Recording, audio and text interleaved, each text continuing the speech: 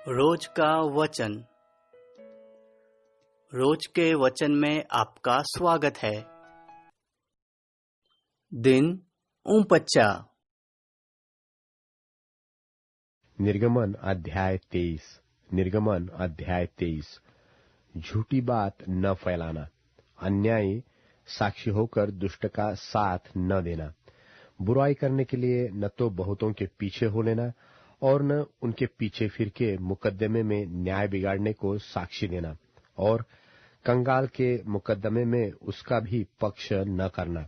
यदि तेरे शत्रु का बैल व गधा भटकता हुआ तुझे मिले तो उसे उसके पास अवश्य फेर ले आना। फिर यदि तू अपने बैरी के गधे को बोझ के मारे दबा हुआ देखे, तो चाहे उसको उसके स्वामी के लिए छुड़ाने के लिए तेरा मन न चाहे, तो भी अवश्य स्वामी का साथ देकर उसे छुड़ा लेना। तेरे लोगों में से जो दरिद्री हो, उसके मुकदमे में न्याय न बिगाड़ना, झूठे मुकदमे से दूर रहना और निर्दोष और धर्मी को घात न करना, क्योंकि मैं दुष्ट को निर्दोष न ठहराऊंगा। घूस न देना, क्योंकि घूस देखने वालों को भी अंधा कर देता और धर्मियों की बातें पलट देता है। परदेशी पर अंधेर न करना, तुम तो परदेशी के मन की बातें जानते हो, क्योंकि तुम भी मिस्र देश में परदेशी थे। 6 वर्ष तो अपनी भूमि में बोना और उसकी उपज इकट्ठी करना, परंतु 7वें वर्ष में उसको पड़ती रहने देना और वैसा ही छोड़ देना, तो तेरे भाई बंधुओं में से दरिद्री लोग उससे खाने पाए, और जो कुछ उनसे भी बचे वह बनेल पशुओं के खाने के काम में आए। और अपनी दाख और जलपाई की बारियों को भी ऐसे ही करना। 6 दिन तक तो अपना कामकाज करना और 7वें दिन विश्राम करना, कि तेरे बैल और गधे सुस्ताए और तेरी दासियों के बेटे और परदेशी भी अपना जी ठंडा कर सके। और जो कुछ मैंने तुमसे कहा है उसमें सावधान रहना और दूसरे देवताओं के नाम की चर्चा न करना, वरन वे तुम्हारे मुंह से सुनाई भी न दे। प्रतिवर्ष 3 बार मेरे लिए पर्व मनाना। अखमीरी रोटी का पर्व मनाना, उसमें मेरी आज्ञा के अनुसार अबीब महीने के नियत समय पर 7 दिन तक अखमीरी रोटी खाया करना, क्योंकि उसी महीने में तुम मिस्र से निकल आए। और मुझको कोई छूछे हाथ अपना मुंह न दिखाए। और जब तेरी बोई हुई खेत की पहली उपज तैयार हो, तब कटनी का पर्व मनाना। और वर्ष के अंत में जब तू परिश्रम के फल बटोर के ढेर लगाए, तब बटोरन का पर्व मनाना। प्रतिवर्ष 3 बार तेरे सब पुरुष प्रभु यहोवा को अपना मुंह दिखाए। मेरे बलि पशु का लोहू खमीरी रोटी के संग न चढ़ाना, और न मेरे पर्व के उत्तम बलिदान में से कुछ बिहान तक रहने देना। अपनी भूमि की पहली उपज का पहला भाग अपने परमेश्वर यहोवा के भवन में ले आना। बकरी का बच्चा उसकी माता के दूध में न पकाना। सुन, मैं एक दूत तेरे आगे आगे भेजता हूँ, जो मार्ग में तेरी रक्षा करेगा, और जिस स्थान को मैंने तैयार किया है उसमें तुझे पहुंचाएगा। उसके सामने सावधान रहना और उसकी मानना, उसका विरोध न करना, क्योंकि वह तुम्हारा अपराध क्षमा न करेगा, इसलिए कि उसमें मेरा नाम रहता है। और यदि तू सचमुच उसकी माने और जो कुछ मैं कहूँ वह करे, तो मैं तेरे शत्रुओं का शत्रु और तेरे द्रोहियों का द्रोही बनूंगा। इस रीति मेरा दूत तेरे आगे आगे चलकर तुझे एमोरी, हित्ती, परिज्जी, कनानी, हिव्वी और यबूसी लोगों के यहाँ पहुंचाएगा, और मैं उनको सत्यानाश कर डालूंगा। उनके देवताओं को दंडवत न करना, और न उनकी उपासना करना, और न उनके काम करना, वरन उन मूर्तों को पूरी रीति से सत्यानाश कर डालना, और उन लोगों की लाटों को टुकड़े टुकड़े कर देना। और तुम अपने परमेश्वर यहोवा की उपासना करना, तब वह तेरे अन्न जल पर आशीष देगा और तेरे बीच में से रोग दूर करेगा, और तेरे देश में न तो किसी का गर्भ गिरेगा और न कोई बांझ होगी, और तेरी आयु मैं पूरी करूंगा। जितने लोगों के बीच तू जाएगा, उन सबों के मन में मैं अपना भय पहले से ऐसा समा दूंगा कि उनको व्याकुल कर दूंगा, और मैं तुझे सब शत्रुओं की पीठ दिखाऊंगा। और मैं तुझसे पहले बर्रों को भेजूंगा, जो हिव्वी, कनानी और हित्ती लोगों को तेरे सामने से भगा के दूर कर देगी। मैं उनको तेरे आगे से एक ही वर्ष में तो न निकाल दूंगा। ऐसा न हो कि देश उजाड़ हो जाए और बनैल पशु बढ़कर तुझे दुख देने लगे। जब तक तू फूल फल कर देश को अपने अधिकार में न कर ले, तब तक मैं तेरे आगे से उन्हें थोड़ा थोड़ा करके निकालता रहूंगा। मैं लाल समुद्र से लेकर पलिश्तियों के समुद्र तक और जंगल से लेकर महानद तक के देश को तेरे वश में कर दूंगा। मैं उस देश के निवासियों को भी तेरे वश में कर दूंगा, और तू उन्हें अपने सामने से बरबस निकालेगा। तू न तो उनसे वाचा बांधना और न उनके देवताओं से। वे तेरे देश में रहने न पाए। ऐसा न हो कि वे तुझसे मेरे विरुद्ध पाप कराए, क्योंकि यदि तू उनके देवताओं की उपासना करे तो यह तेरे लिए फंदा बनेगा।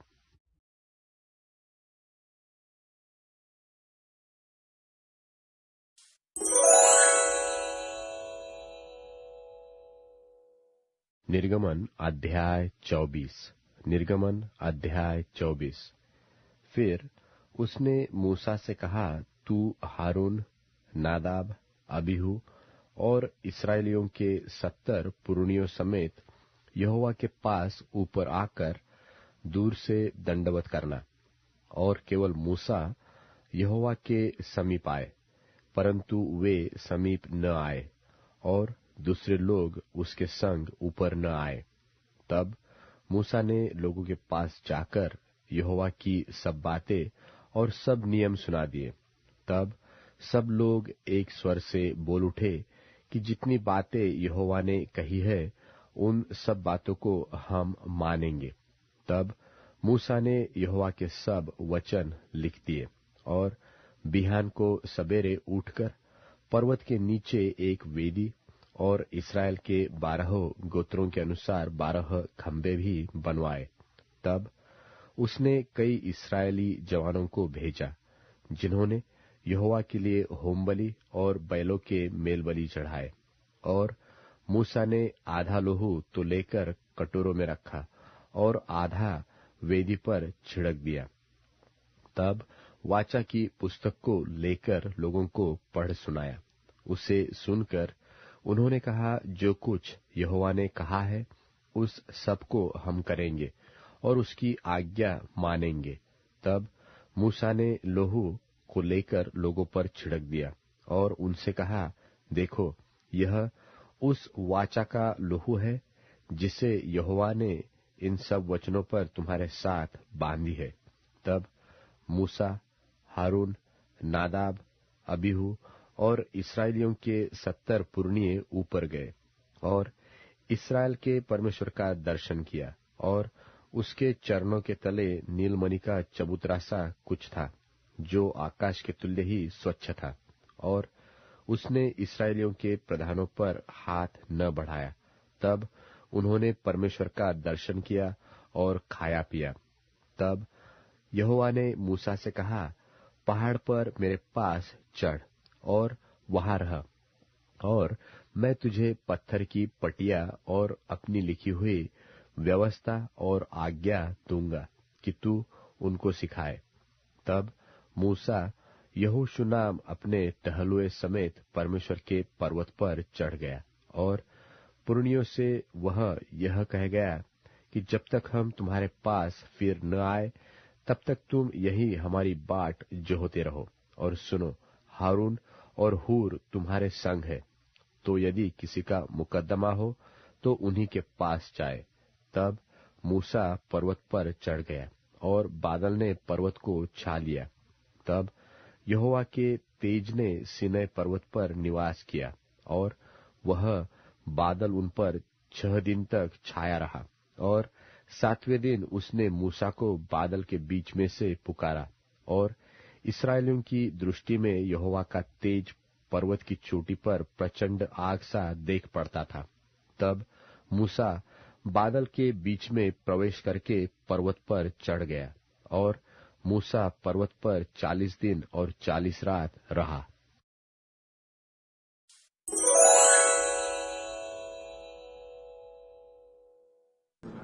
तब यीशु की मां और भाइयों ने आकर बाहर ही से उन्हें बुलाया। आसपास में बैठे लोगों ने यीशु से कहा, देखिए, आपकी माँ जी और भाई ढूंढते ढूंढते बाहर आ पहुंचे हैं। यीशु ने पूछा, मेरी माँ और मेरे भाई कौन हैं? यीशु ने अपनी दृष्टि अपने आसपास बैठे लोगों पर दौड़ाते हुए कहा, देखो, मेरी माँ और भाई यही हैं। इसलिए कि जो व्यक्ति परमेश्वर की बातों के अनुसार करता है, वही मेरा भाई, बहन और माँ है।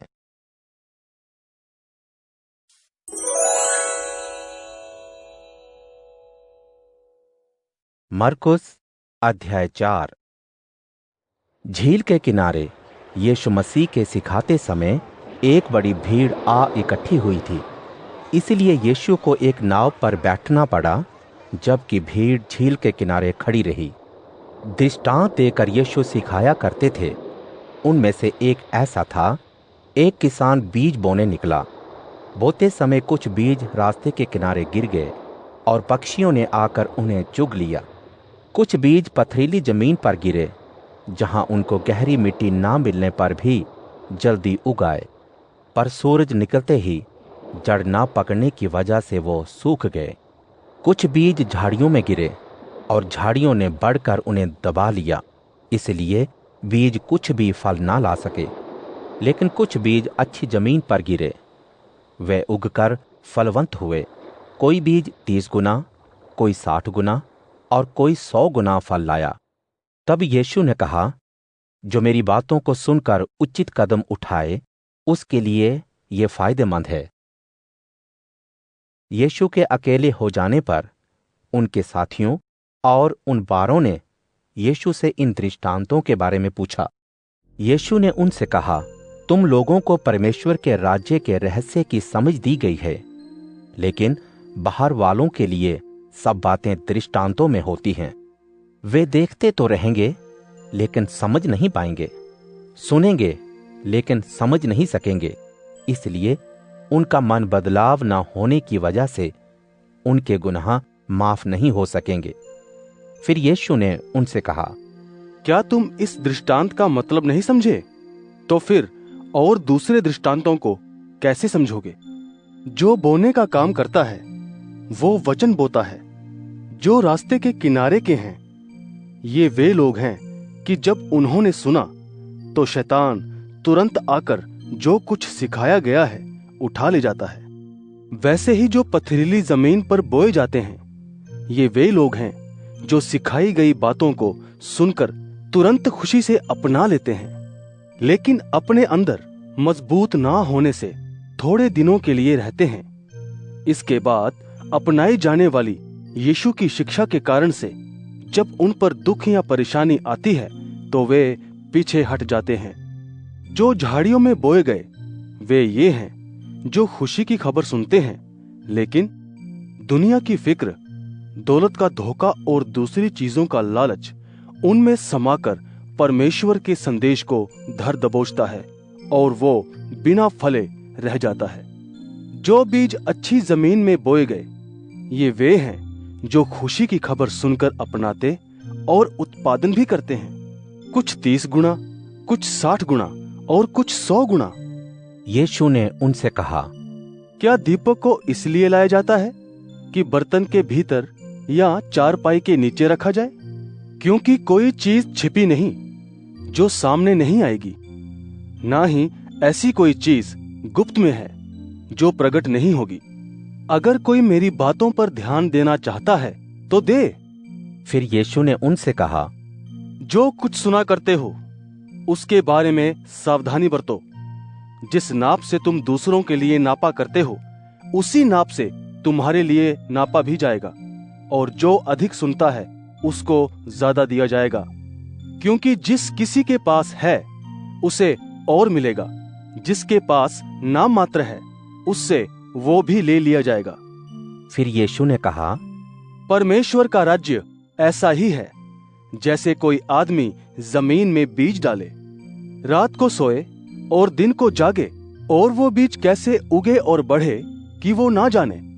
मिट्टी में छिपी ताकत ही से कोई बीज अंकुर, बाल और फिर बालों में दाने को तैयार करती है। दाने पक जाने पर किसान कटने के लिए हंसिया इस्तेमाल करता है।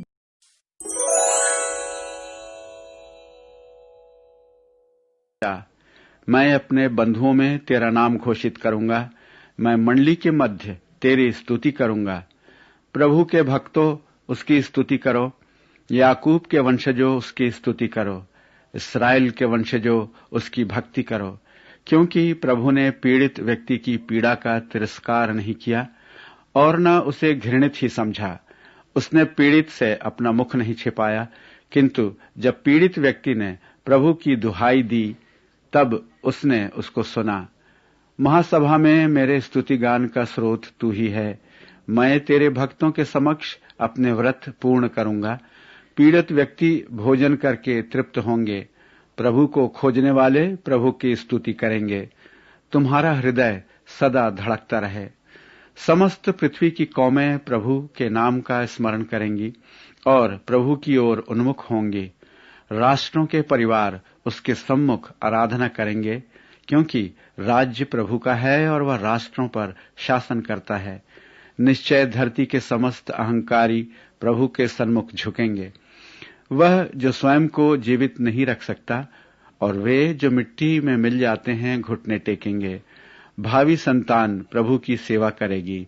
लोग भावी पीढ़ी को प्रभु के विषय में बताएंगे। उसके उद्धार की घोषणा आगामी संतान से करेंगे कि प्रभु ने उसे पूर्ण किया है।